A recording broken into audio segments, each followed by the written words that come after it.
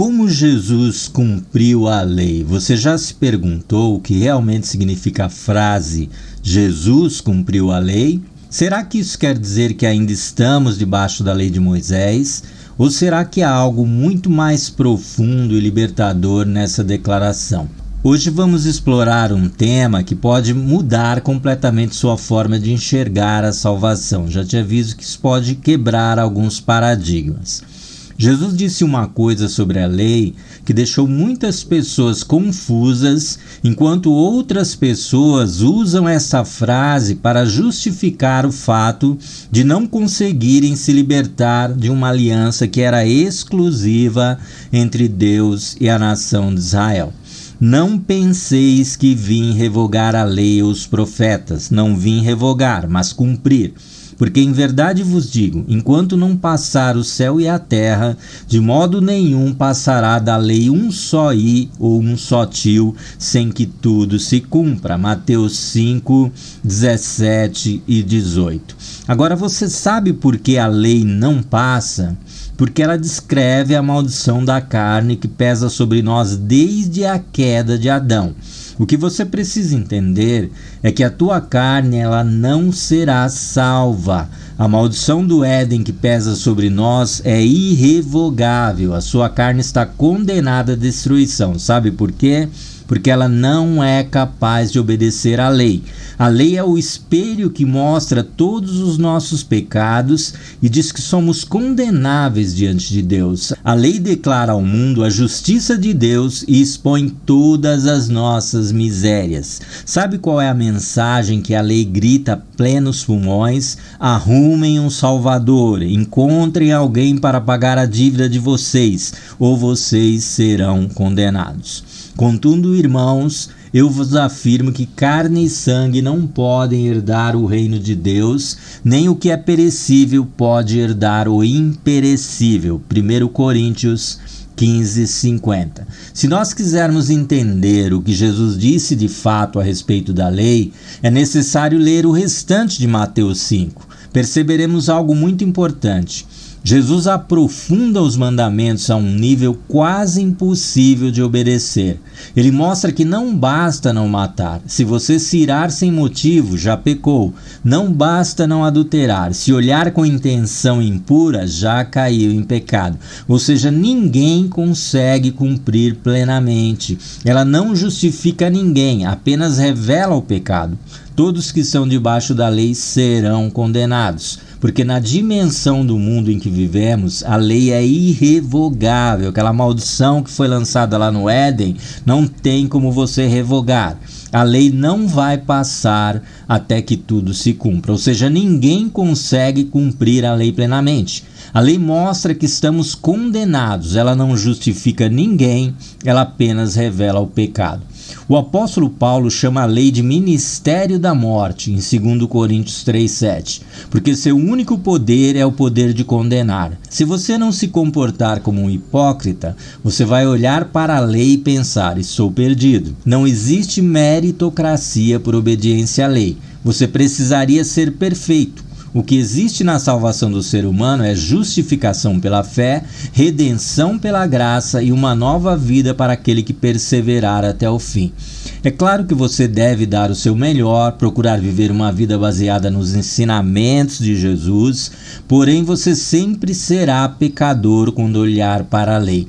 O apóstolo Paulo chama a lei de pecado e da morte. Repetindo mais uma vez, a lei está lá para te condenar, dizer o quanto você é pecador, o quanto nós somos miseráveis diante da santidade do eterno Deus. Jesus foi o único homem que cumpriu a lei em todos os sentidos. Ele foi obediente até a morte, se sujeitou ao julgamento dos judeus, mesmo sendo inocente. Ele também cumpriu a exigência da lei no sentido cerimonial. Jesus foi o último sacrifício do sacerdócio levítico, o sacrifício perfeito que não precisa mais ser repetido. Como disse João, eis o Cordeiro de Deus que tira o pecado do mundo.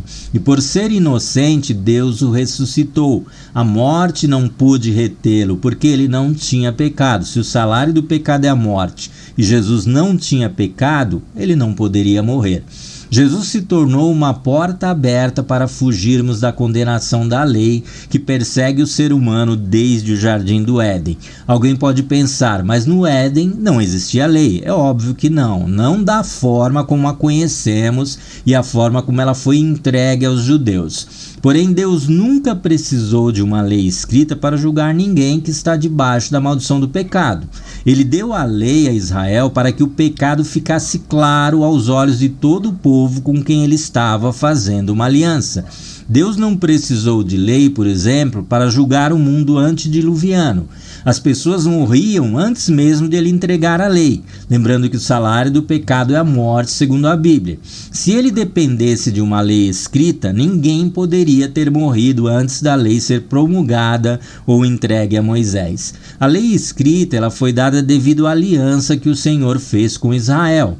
A primeira aliança ela foi selada com sangue. O sacerdote sacrificou um animal e aspergiu o seu sangue sobre os elementos que simbolizavam a lei. Lei que o escritor de Hebreus diz que eram sombras das coisas futuras. A segunda aliança, porém, ela foi escrita com sangue, o sangue do Filho de Deus derramado na cruz do Calvário. Se a primeira aliança não purificou coisa alguma, pois dependia de sangue de animais, a segunda foi selada com o sangue de um homem justo, que não tinha pecados, simbolizando o sacrifício equivalente e perfeito. Equivalente porque era um homem e não um animal, e perfeito porque era o Filho de Deus que não cometeu pecado algum.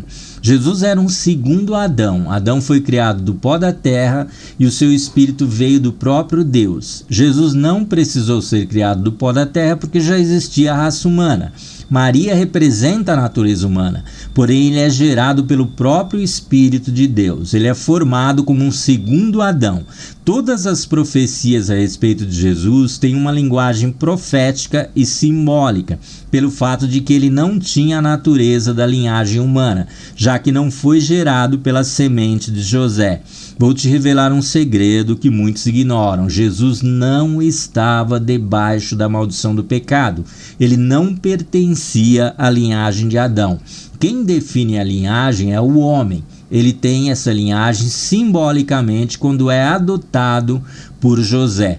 A condenação de Jesus por Deus era algo totalmente impossível de acontecer. Deus teve que ressuscitá-lo ou seria injusto, contrariando suas próprias leis, já que ele não tinha pecado, ele não poderia permanecer na morte.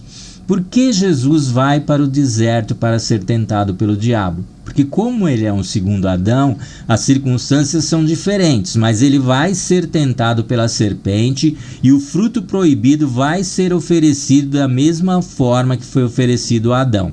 O resultado, é claro, vai ser diferente. A partir do momento que o resultado da tentação deste segundo Adão é diferente do resultado da tentação do primeiro, a sua história vai seguir também um caminho diferente. O segundo Adão, ele venceu a tentação e vai iniciar um novo mundo da mesma forma que o primeiro Adão iniciou o seu, porém com características diferentes. O mundo de Adão se desenvolveu debaixo da maldição do pecado. O mundo do Cordeiro vai ser livre de qualquer tipo de maldição, livre do pecado e da morte. Um mundo que permitirá que o Deus eterno volte a descer ao jardim para estar com seus filhos. A pergunta que fica é: você já adquiriu a passagem para esse novo mundo?